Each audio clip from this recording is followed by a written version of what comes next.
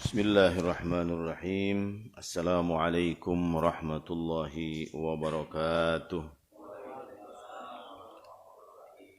Alhamdulillahi rabbil alamin.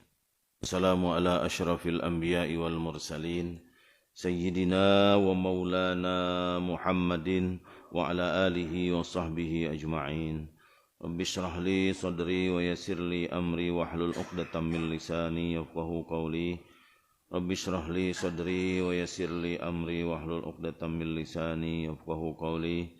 Rabbi shrah li sadri wa yassir li amri bijahi sayyidina Muhammadin sallallahu alaihi wasallam wa azwajihi wa dhurriyyatihi wa ansarihi wa junudihi wa jami'i ikhwanihi minal anbiya wal mursalin wal awliya'i wa syuhada'i wa salihin wa sahabati wa tabi'in wal ulama'il amilin wal musannifina fid din. Khususan musannif hadal kitab Syekh Muhammad bin Ahmad bin Uthman bin Qaimas Az-Zahabi, nafa'anallahu bihi wa bi'ulumihi. Al-Fatihah.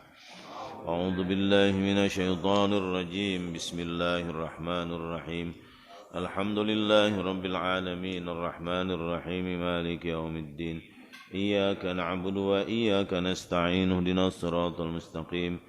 Siratal ladzina an'amta 'alaihim ghairil maghdubi 'alaihim waladdallin. Amin. Para jamaah sekalian, alhamdulillah kita panjatkan kembali puji syukur kehadirat Allah Subhanahu wa taala, juga bersalawat kehariban baginda Rasulullah sallallahu alaihi wasallam. Pagi hari ini atas izin Allah kita dapat melangkahkan kaki kita duduk kembali di majelis kita, tentu dengan niat betul-betul melaksanakan ibadah kepada Allah Subhanahu wa taala, membersihkan hati kita dari niatan-niatan yang tidak baik, niatan-niatan yang duniawi, supaya betul-betul amal kita sempurna di hadapan Allah Subhanahu wa taala. Karena amal yang sempurna dan tentu dilaksanakan dengan penuh ikhlas, mukhlishina lahuddin, itulah nanti yang akan menghantarkan kita dalam surganya Allah Subhanahu wa taala. Kita lanjutkan bahasan kita sampai kepada judul Ghasyul Imam Ar-Ra'iyyata wa Zulmuhu. Nah, ini masalah pemimpin ya, pemimpin yang menipu dan menzolimi rakyatnya. Ini salah satu dosa besar. Wah, ini kalau baca ini ngeri nih, nggak berani kita nih jadi pemimpin. Nah, pemimpin di semua tingkatan tentu. Ya, dari bawah sampai puncaknya. Ya. Karena memang diancam betul oleh Allah. Bismillahirrahmanirrahim. Qala Allah Ta'ala innamas sabilu 'alal ladzina yuzlimuna an-nas wa yabghuna fil ardi bighairil haqq ulaika lahum adzabun alim. Ini diawali dengan firman Allah di dalam surat Asy-Syura ayat 42. Sesungguhnya dosa atau siksaan, jalan siksaan itu 'alal ladzina yuzlimuna akan ditimpakan kepada orang-orang yang berbuat zalim, an-nasa terhadap manusia. Ya. Perbuatan zalim kepada manusia. Zalim itu apa? Menyakiti, menindas, menipu, mengambil hak orang, memakan yang bukan haknya. Itu zalim.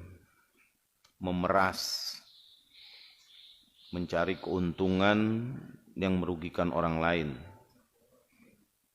Itu zalim. Wa yabghuna fil ardi bighairil haqq, dan berbuat yang melampaui batas di muka bumi. Perbuatan yang tidak hak, dengan cara yang tidak hak, yang tidak benar, ya. Ulaika lahum adzabun alim, bagi mereka itu azab yang sangat pedih. Ini ayat kenapa dimasukkan di dalam bahasan seorang pemimpin yang zalim dan menipu, ya. Karena di sini ada kata-kata yazlimunan nas wa yabghuna fil ardi. Ini kebiasaannya para penguasa. Berbuat zalim kepada manusia dan berbuat melampaui batas kehendaknya. Hampir rata-rata yang melakukan begini itu para pemimpin di zaman dulu. Kan? Fir'aun, Namrud. Ya. Kalau lihat sejarah-sejarah di Quran itu raja emang. Yang mungkin awalnya menjadi raja itu baik. Tapi karena terlalu lama dan terlalu nikmat berkuasa, sampai Fir'aun itu menantang Allah, ya, ngomong kepada Nabi Musa dan ngomong kepada Haman, arsiteknya, untuk membuat menara tinggi karena dia ingin menantang Allah. Luar biasa. Rakyatnya bukan hanya ditindas tapi disuruh menyembah dia. Dan dikelilingi oleh para ahli sihir yang membackup kekuasaannya supaya nggak bisa digoncang. Jadi cenderung manusia begitu tuh. Memagari kekuasaannya. Ya ada yang memagari pakai aparat, tentara, kepolisian. Bahkan sampai perdukunan. Ya, supaya nggak mempan disantet. Kan? Demi mempertahankan kekuasaannya. Melampaui batas perbuatannya sampai bukan hanya melanggar aturan-aturan Allah, tapi juga sampai menantang Allah. Wa qala Allah Ta'ala wa la tahsabannallaha ghafilan amma ya'malu zalimun. Allah Subhanahu wa taala berfirman, dan janganlah kalian mengira bahwa Allah lupa, lalai terhadap apa yang dilakukan oleh orang-orang zalim. Allah kan memantau terus. Innallaha kana 'alaikum raqiba. Sesungguhnya Allah akan selalu mengawasi perbuatan kalian. Jangan ada anggapan Allah enggak tahu. Allah dibelakangin. Setiap perbuatan kita yang sekecil apapun Allah lihat. Dan itu dihitung. Bahkan Allah bikin sistem pengawasan melekat. Dulu kita di masa Orde Baru dengar ada istilah waskat, ya, pengawasan melekat supaya orang nggak korupsi, supaya orang tidak menyalahi wewenang jabatannya, sehingga diciptakan pengawasan melekat. Nah sekarang banyak nih, ya kan, pengawasan terhadap kinerja pemerintah itu luar biasa sekarang. Ada KPK, ada BPK, ada BPKP, itu pemeriksa keuangan semua itu. Ya, di internal kementerian lembaga itu ada namanya Inspektorat Jenderal. Ya, berlapislah pengawasan itu. Allah punya sistem mengawasi perbuatan kita manusia. Sehingga tidak satu pun perbuatan manusia yang tidak tercatat. Baik jelekan maupun kebaikan. Ada malaikat Raqib dan Atid yang tidak pernah lepas memantau kita. Di dalam tubuh kita ada sistem yang merekam perbuatan kita. Ada. Dijelaskan dalam sebuah hadis itu, namanya ajbuz zanab, tulang ekor. Jadi manusia itu setelah mati hancur dia semuanya.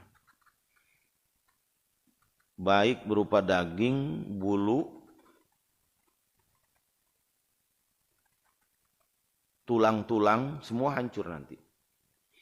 Illa ajbuz zanab minhu, kecuali ajbuz zanab itu, tulang ekor.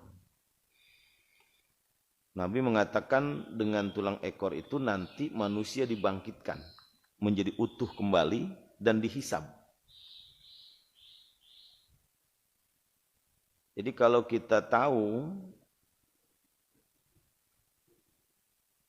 di pesawat itu ada namanya black box. Black box itu tersimpan di tempat yang aman dalam pesawat, kokoh dia. Andaikan pesawat itu meledak, hancur, black box-nya nggak hancur. Maka polisi kalau ada kecelakaan pesawat, yang dicari pertama itu adalah black box-nya. Untuk apa? Karena black box itu merekam kejadiannya. Jadi semua ketahuan, oh ini sebabnya ini. Itu terekam dalam black box. Itulah kira-kira gambaran fungsinya ajbuz zanab kita. Dia merekam. Nah di sini nih. Besarnya sebesar beras. Warnanya tergantung perbuatan orang. Ini udah diteliti, Pak. Udah diteliti. Bahkan dalam peristiwa kremasi di agama Hindu, Buddha, kremasi itu dibakar manusia. Itu ajbuz zanabnya nggak hancur dia. Sudah diteliti. Sehingga dia disimpan di toples, di tempat khusus. Pada saat orang setelah kremasi. Nah, dia itu seperti black box lah kira-kira gitu. Ngerekam semua perbuatan kita. Jadi karena chipnya ada di sini, ya kan? Ada penyimpanan di sini. Maka nggak ada yang bisa lari dari perbuatannya. Semua manusia begitu. Tersembunyi sekalipun dia merekam. Bayangkan itu cara Allah mengawasi kita luar biasa. Ya. Berlapis dari Allahnya sendiri maha mengawasi, ada malaikat yang mencatat amal kita dan di dalam tubuh kita dipasang perekam yang sangat kokoh, yang tidak hancur nanti kalaupun kita sudah berpuluh-puluh tahun di dalam kuburan. Nah. Innama yuakhiruhum liyaumin tashhasu fihil absar. Hanya saja terhadap orang-orang zalim itu ada yang Allah akhirkan hukumannya, azabnya, sehingga pada saat nanti hanya ditimpakan pada hari kiamat. Mata mereka akan terbelalak kaget melihat apa yang mereka lakukan pada saat mereka memimpin itu. Ya, waktu memimpinnya selamat, ya kan? Dari awal dipilih sampai akhir jabatan selamat, nggak ada apa-apa. Sampai tua selamat, nggak ada penjara, nggak ada tuntutan hukum, nggak ada yang ngotak-ngatik, aman sampai meninggal, dia nggak kena hukuman di negaranya, di dunianya. Sengaja kata Allah, innama yuakhiruhum, Allah akhirkan hukumannya nanti. Dikumpulin Pak di sono semua. Lah mendingan di penjara di dunia. Iya kan, masih bisa tobat di dalam penjara. Ya kan, masih bisa ingat ya Allah kagak enak banget ya gue diginiin, ditahan. Mungkin masih ada ingetan kepada Allah, mendingan gue jadi orang baik aja dah, minta ampun. Banyak Pak orang yang tobat di penjara, banyak. Ya. Yang tahanan-tahanan politik itu banyak banget. Walaupun tadinya katanya koruptor atau apalah gitu. Di penjara itu kan ada namanya penyuluh juga untuk jadi yang Islam itu didatengin guru-guru ngaji. Saya pernah dulu jadi penyuluh di penjara itu, saya pernah. Jadi kita datengin itu emang kalau saya pernah penjara Tangerang itu, yang perempuan, waduh luar biasa, yang pernah ngebunuh orang, yang pernah matiin suaminya gitu kan, Masya Allah. Tapi ada satu dua tuh yang tobat, ada menyadari kesalahannya karena intensif dibina kan, agamanya kita bina. Nah itu selamat yang begitu, ya tidak dapat kebebasan, dia nggak bisa kemana-mana, terkurung di situ, tapi terus disiram rohaninya, dikasih kegiatan-kegiatan yang positif, dia tobat. Nah, tapi kalau enggak, ini Allah akhirkan, sama aja lebih, bukan sama aja, lebih berat justru kalau udah kumpulin di sono semua. Ya, terbelalak, kaget mereka, udah nggak bisa ngelak sedikit pun. Itu semua nyata perbuatan itu, hanya tinggal nunggu hukumannya aja. Sehingga apa yang terjadi? Muhti'ina muqni'i ru'usihim. Di sini ditafsirkan kata muhtiina ay masru'ina ila ijabatid da'i hina yad'uhum ila al-hudur baina yadillah lil hisab. Mereka bersegera memenuhi panggilan untuk menghadap Allah untuk dilakukan hisab. Jadi muhtiin itu sampai begini mereka. Ngedengak gitu ya. Mata mereka kalau mukni'i di sini mukni'i ru'usihim rafi'iha qad ghullat aydihim ilal azqan. Mereka mengangkat kepala mereka sementara tangan mereka terbelenggu di lehernya. Begini Pak, jalannya tuh begini. Coba bayangin. Jadi matanya itu nggak bisa kedip, cuman begini aja ngeliatin ke atas, karena dia akan segera menghadapi hisab. Ini baru hisabnya. Jalannya udah begitu. Ya. Kaget mereka karena semua perbuatan mereka itu ditayangkan. Ya, videonya dihidupin sana. Iya dulu begitu. Masya Allah. Ya. Apa yang dia nikmati semua berubah menjadi hukuman, menjadi siksaan. Nauzubillah min dzalik. La yartadu ilaihim tarfuhum. Mereka enggak sanggup mengangkat, berkedip aja enggak sanggup mengangkat mata mereka. Wa afidatuhum hawa, sementara hati mereka dalam keadaan kosong. Kosong di sini diartikan apa? Afidatuhum farighah min qulubihim. Ya. Hati mereka kosong karena perasaan. Lakinnaha mamlu'atun min kulli hammin wa ghammin huznin wa falqin muqalfin. Yang ada di hatinya itu bingung, takut, sedih, ngeri, begitu. Jadi enggak ada lagi pikiran-pikiran lain. Itu yang dirasakan. Ya, ketakutan yang luar biasa karena mereka sudah ada tidak lagi satu pun yang bisa menolong. Jadi nanti di sana yang nolong kita itu kan cuma amal kebaikan kita. Yang lain udah hilang. Kekuasaan ajudan, wah boro-boro. Dia juga sama-sama lagi ngadepin hukuman. Ya. Jadi sudah tidak ada lagi orang yang bisa menolong kita kecuali amal kebaikan kita. Wa qala Allah Ta'ala wa saya'lamul ladzina zalamu ayyumun qalbin yanqalibun. Dan nanti orang-orang yang zalim akan tahu pada akhirnya kemana mereka akan kembali. Ya. Wa qala Allah Ta'ala kanu la yatanahuna an munkarin fa'aluh. Allah berfirman ketika di dunia apa yang mereka lakukan? La yatanahuna an munkarin fa'aluh. Mereka tidak mau saling mencegah terhadap perbuatan mungkar yang dilakukan. Jadi gini, kalau kita jadi pemimpin, itu salah satu tanggung jawab kita adalah mencegah kemungkaran yang ada di lingkungan kita, yang kita pimpin. Ya kalau satu negara, ya kita harus mencegah kemungkaran. Coba bayangkan kalau kita jadi pemimpin di situ, kemudian ada kemungkaran yang kita tahu. Kemungkaran itu apa sih? Perbuatan-perbuatan dosa yang dilakukan oleh rakyat. Ada narkoba, kita tahu misalnya. Ada yang korupsi tahu, ada yang berjudi tahu, ada yang prostitusi tahu, bahkan dia diberikan izin tempat misalnya macam kan. Itu kan semua kemungkaran tuh.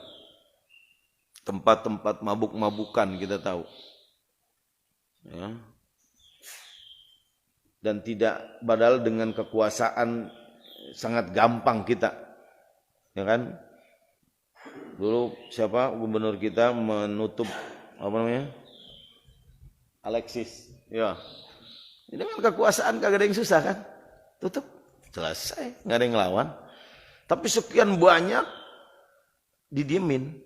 Nah itu bahaya tuh. Itu yang bahaya.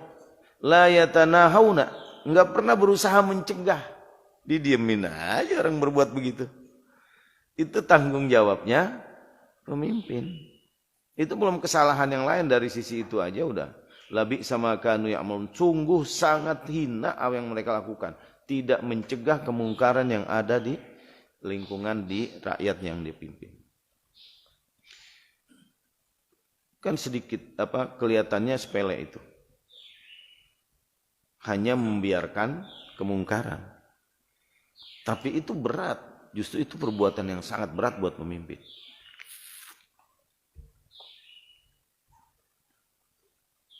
Karena pertanggungjawaban nanti dia, kata Nabi begitu, kullukum ra'in, nanti ada hadisnya itu.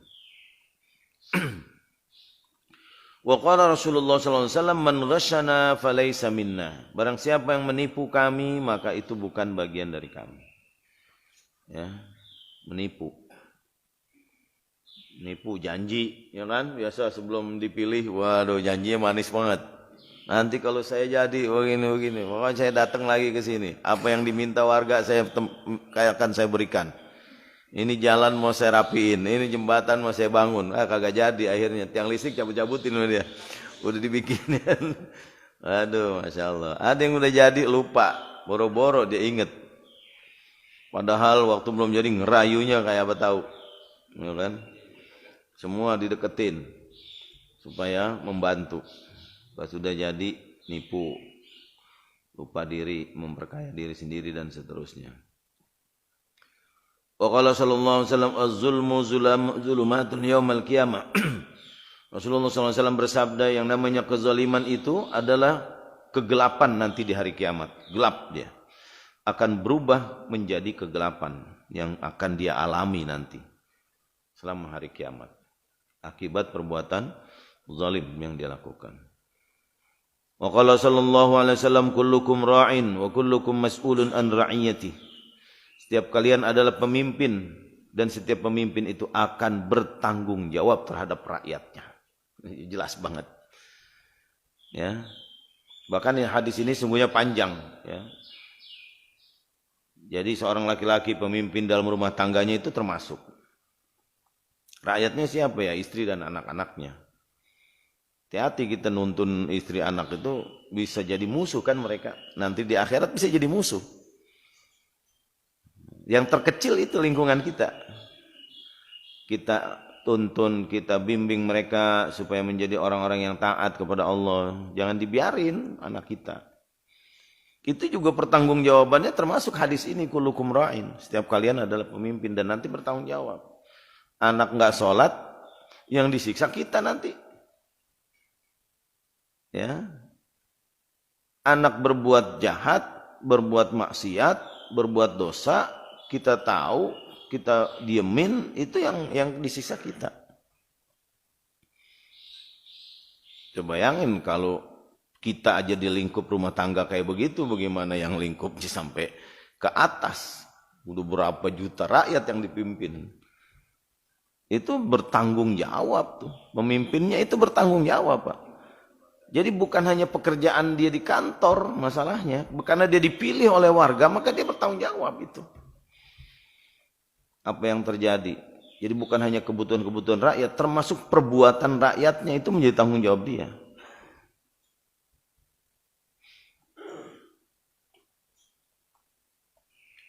Wa qala Rasulullah sallallahu alaihi wasallam ayyuma ra'in ghasya ra'iyatahu fa huwa finnar. Siapa saja pemimpin yang menipu rakyatnya, maka pasti tempatnya di neraka. Ya, ada ampun.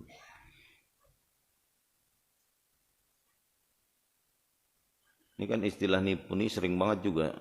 Apalagi habis pemilu ada muncul mulu tuh. Istilah nipu rakyat. Kenapa?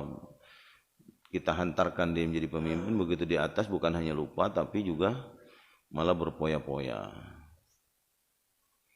Wa qala sallallahu alaihi wasallam man istar'ahu Allahu ra'iyatahu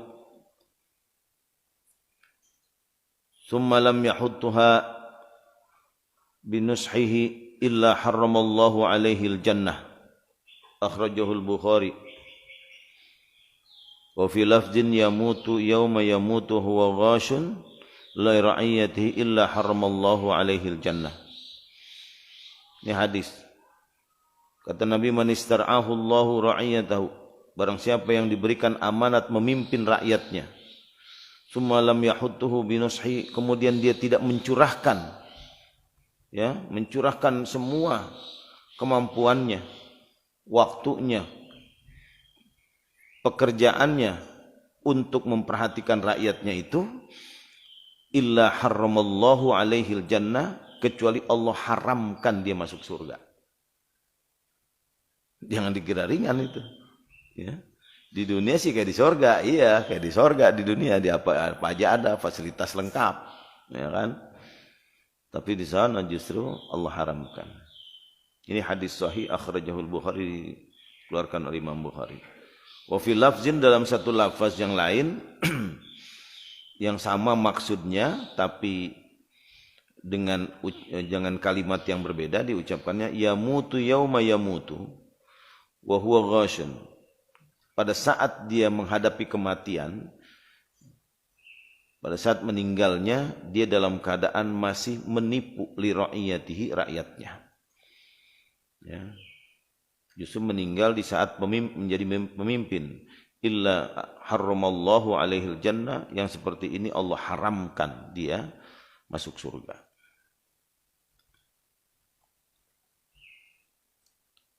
Kita nggak perlu banyak contohnya karena nanti jadi nyinggung-nyinggung sono sini ya.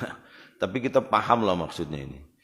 Ya, pemimpin itu dalam semua tingkatan dan dalam semua lini di mana saja, di perkantoran ya begitu, di kantor.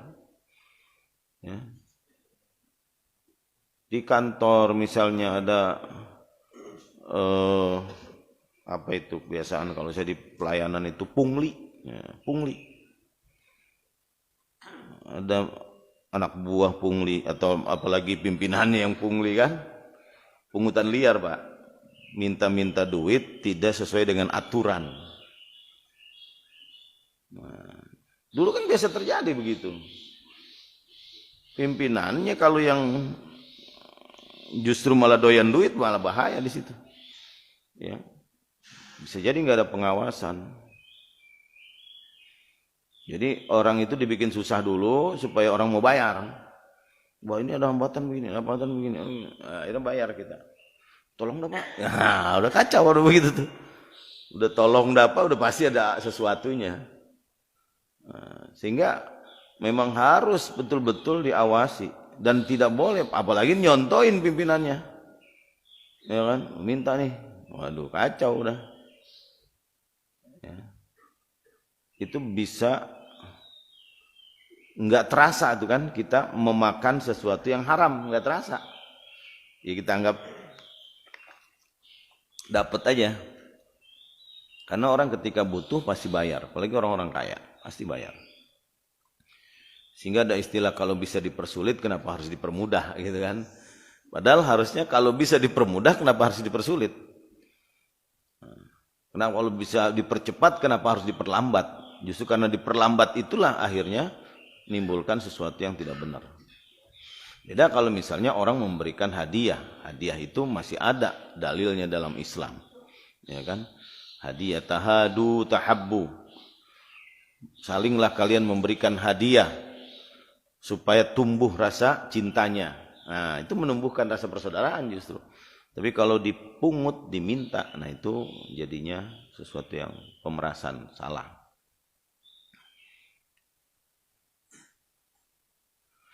Wa qala sallallahu alaihi wasallam ma min hakimin yahkumu bainan nas illa hubisa yaumal qiyamah wa malakun akhidun biqafahu fa in qala alqahu alqihi alqahu fahuwa fi jahannam 40 kharifan. Rasulullah sallallahu alaihi wasallam bersabda,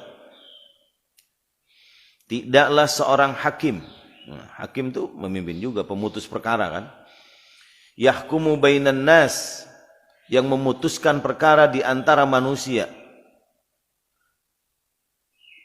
illa hubisa yaumal qiyamah, kecuali dia akan ditahan pada hari kiamat.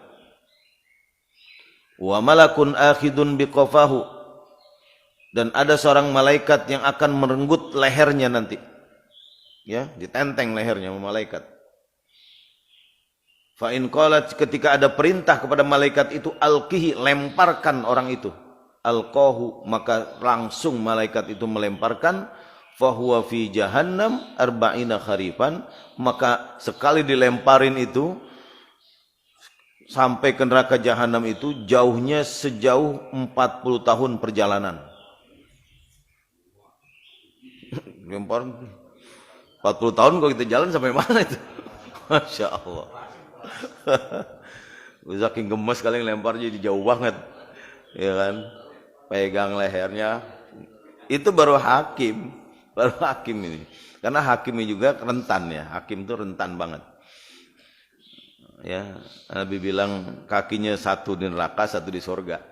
Karena memutus perkara itu, Masya Allah, belum tentu benar. Kita kadang suka nonton di TV kan, sidang-sidang itu, berita-berita, ada yang benar disalahin, salah dibenerin gitu kan, ada yang salahnya kecil hukumannya berat, ada yang salahnya berat hukumannya biasa gitu kan. Itu kan semua di tangan hakim. Ya, semua di tangan hakim. Jadi dia belum aja, di sini belum ada kejelasan kesalahan hakim nih. Ma min hakimin yahkumu bainan nas. Jika ada hakim yang memutuskan perkara di antara manusia, bukan kesalahan, belum tentu salah kan. Tapi dia udah pasti begitu tuh. Dia kagak salah aja dia udah bahaya. Karena mungkin berpotensi berbuat salah. Dilemparin. Ini hadis rawahul Imam Ahmad. Ya, Imam Ahmad. Wa qala Rasulullah sallallahu alaihi wasallam wailun lil umara wa wailun lil urafa wa wailun lil amna liyatamannina aqwamun yaumal qiyamah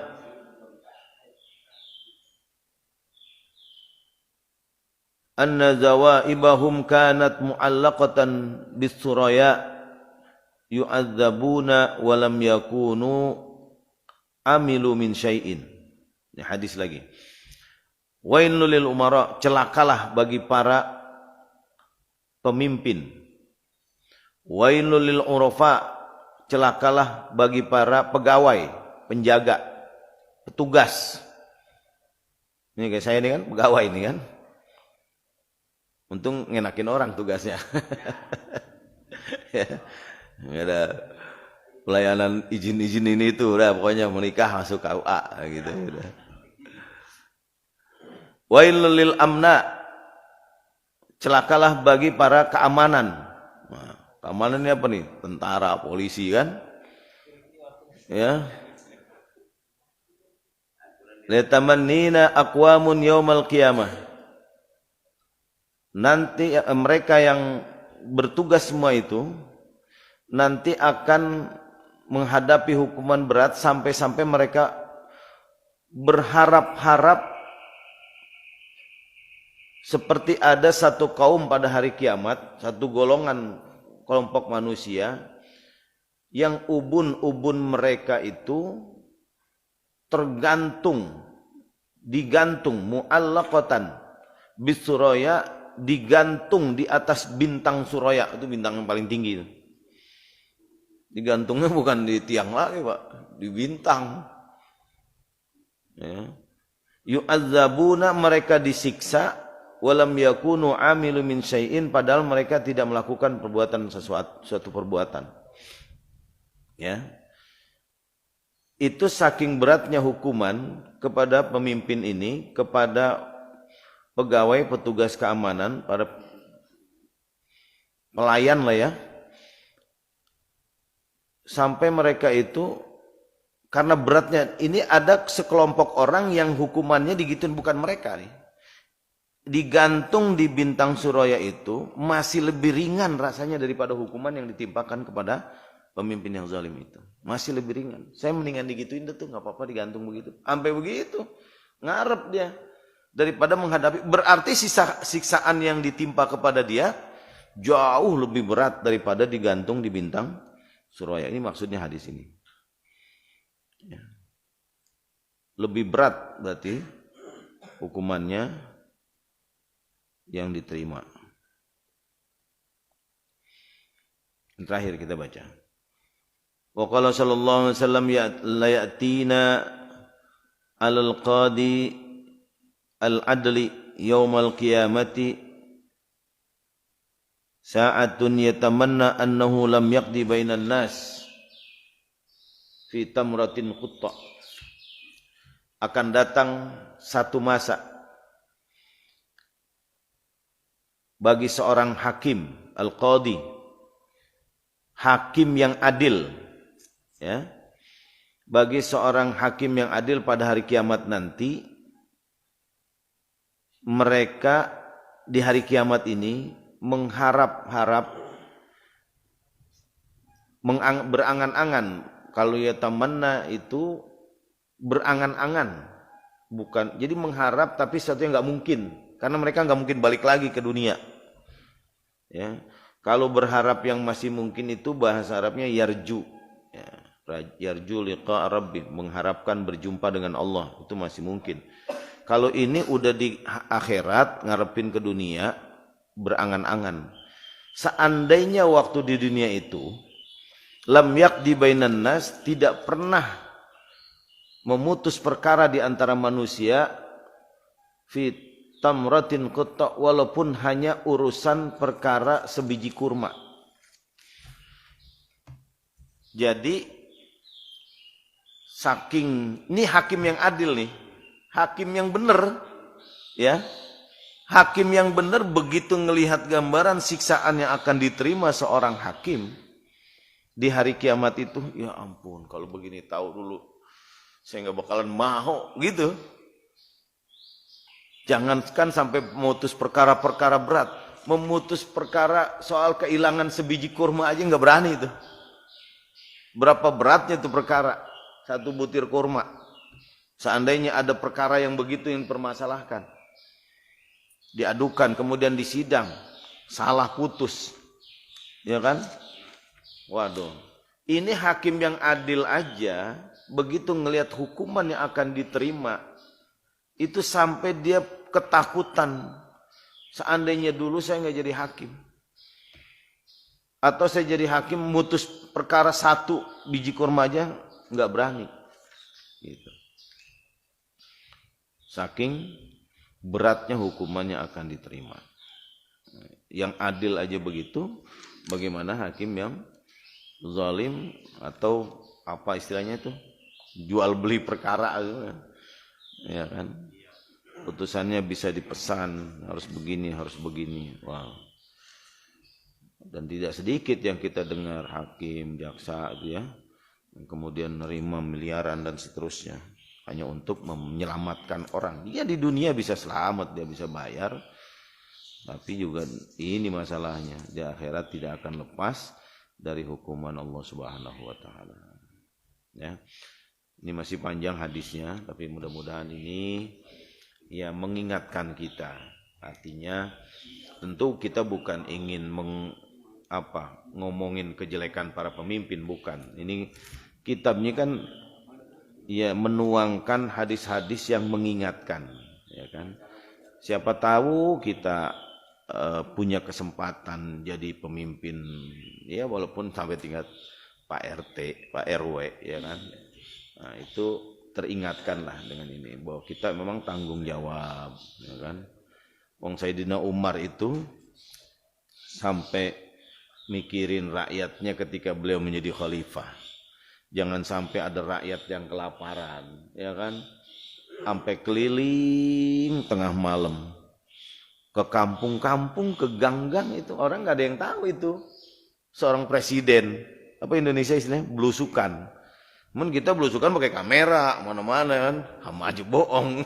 Itu mah pencitraan namanya. Sayyidina Umar itu nggak ada yang tahu, dia keliling sendiri. Dia dengerin kehidupan rakyatnya itu di malam hari.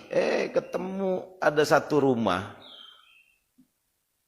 yang di situ terdengar suara anak lagi nangis. Ya. Anak ini lagi nangis, ditungguin sama Sayyidina Umar sampai tidur, sampai diem itu anak ketiduran. Karena ibunya lagi masak, lapar nungguin ibunya masak. Sampai ketiduran. Ternyata apa? Begitu Sayyidina Umar ketuk pintunya, kenapa masak kok lama banget? Anak sampai ketiduran dari nangis. Ternyata yang dimasak adalah batu. Dan saat itu juga beliau nggak ngomong komentar banyak, balik manggul sendiri. Dibawanya gandum, makanan pokoknya itu dibawain ke rumah ibu itu dan dia minta maaf. Ya, sebagai seorang khalifah, mana ada kita pemimpin yang model begitu sekarang kan? Ya, memperhatikan sampai sebegitunya kepada rakyatnya. Dan itu bukan sebuah pencitraan, tapi memang tanggung jawab di hadapan Allah yang akan nanti dihadapi. Ya. Nah, kenapa para sahabat begitu hati-hatinya memimpin? Karena tahu nih Nabi menyampaikan begini hukuman-hukumannya. Sayyidina Abu Bakar ketika dibaiat itu, apa yang beliau sampaikan pertama? Aku ini bukan apa-apa di antara kalian. Ya. Kalau aku berbuat baik, dukunglah kebaikanku. Kalau aku berbuat salah, saat itu hentikan kesalahanku. Pidato politiknya begitu, Pak. Ya. Kalau saya berbuat salah memimpin ini, silakan saya didemo misalnya, gitu kan? Apalah dihentikan kesalahan saya supaya diingatkan saya ini. Gitu. Supaya nanti rakyatnya juga berani mengingatkan. Nah, kalau diingatkan ya harus nerima sebagai pemimpin. Kenapa? Karena bisa aja apa yang kita lakukan itu salah. Ya.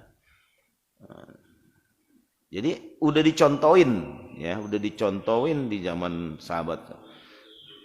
Para khulafaur rasyidin itu ya begitu menjadi pemimpin. Kan mereka juga bukan hanya pemimpin agama, sepeninggal Nabi itu kan jadi pemimpin negara semua kan. Sayyidina Abu Bakar, Sayyidina Umar, khalifah itu pemimpin negara, Pak. Dan mereka punya gubernur. Ya kan?